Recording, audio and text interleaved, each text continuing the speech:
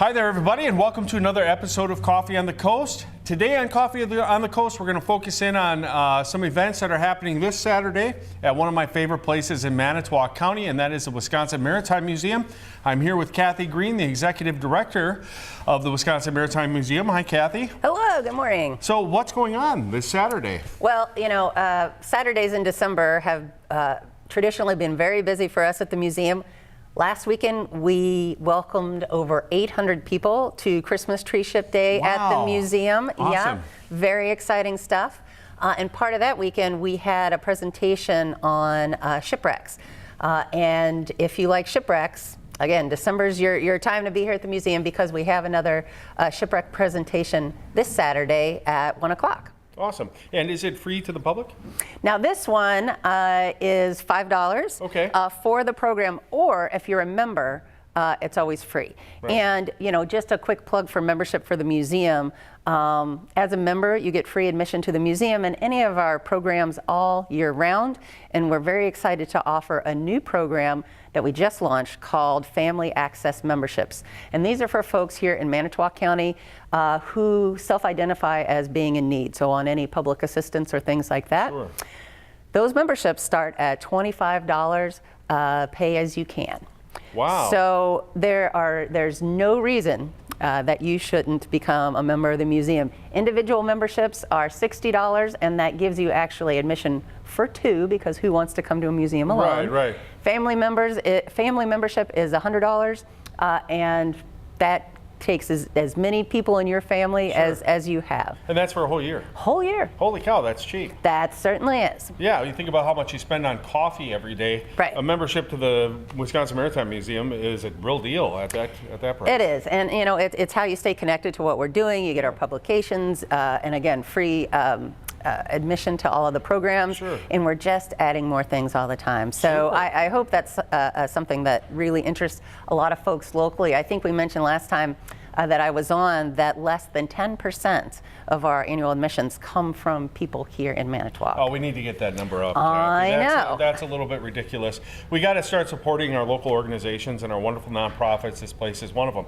So let's talk a little bit about what's happening this Saturday. Oh, and by the way, we'll try to put that web address for the museum, so you can, and the link to the membership in the description of this video so that you guys can go there. So what's happening? All right, well, the first thing in the morning, and again, another plug for a different program we're doing, at 8 a.m., it's our sensory mornings at the museum. So folks with sensory issues where they need things a little quieter or the lights a little dimmer, we have a morning just for them. And Great. We've been doing this throughout the year. This is our last one of the year.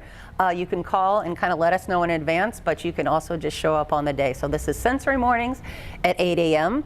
But the main program is at 1 o'clock, and that's a presentation of a documentary and then also a talk about a project that I worked on a number of years ago out in the Pacific, where we found a really intriguing shipwreck. It's actually my favorite project I've ever been on, so I couldn't be more happy to share it with folks. And what was the ship? Yeah, that was a tease right there. No, all right, you can't do that to me. I need to know. It's actually a really interesting vessel. So this is a whaling ship from the 1820s. What? Yeah. That's a long time ago. And so you've heard of Moby Dick, right? Yes, famous story. Was inspired by true events, the sinking of the whale ship Essex in 1820. Incredible story. There was a book called In the Heart of the Sea that came out a couple years ago that chronicled that.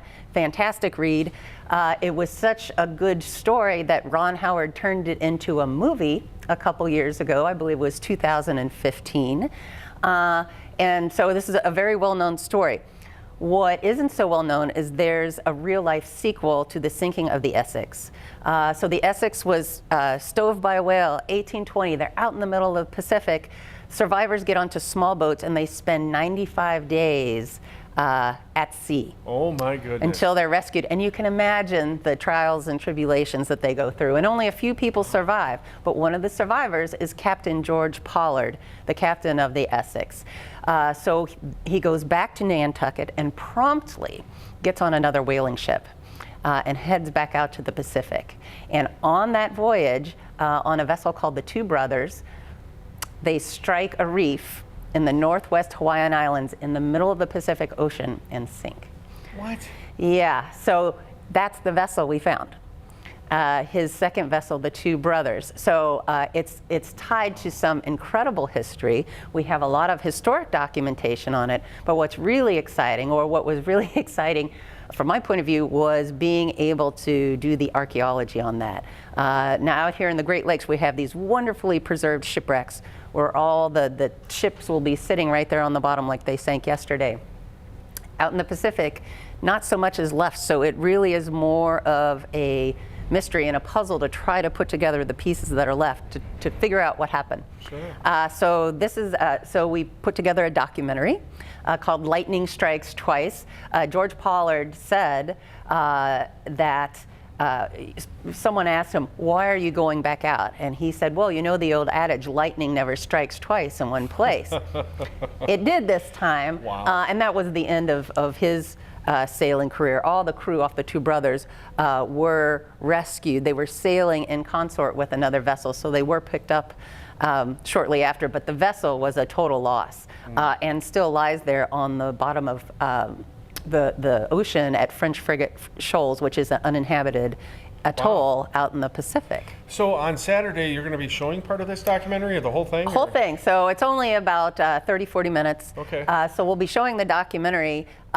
Stephanie Gordon, a good friend of mine, was out on the expedition when we found it initially in 2008. And then she came back out with us a few years later in 2011 to do this documentary. Now she's a fantastic filmmaker, and you know, she put together such a great piece that when Ron Howard put the film In the Heart of the Sea out on DVD, he included this documentary in the bonus features. Wow. Yeah, so I mean, it's really great. So we're going to be watching the documentary, but then I'm also going to be doing a presentation on the kind of archaeology you do out in the middle of the Pacific. How do you get there? And then how did we piece together what this ship was? It took several years to put all those pieces together.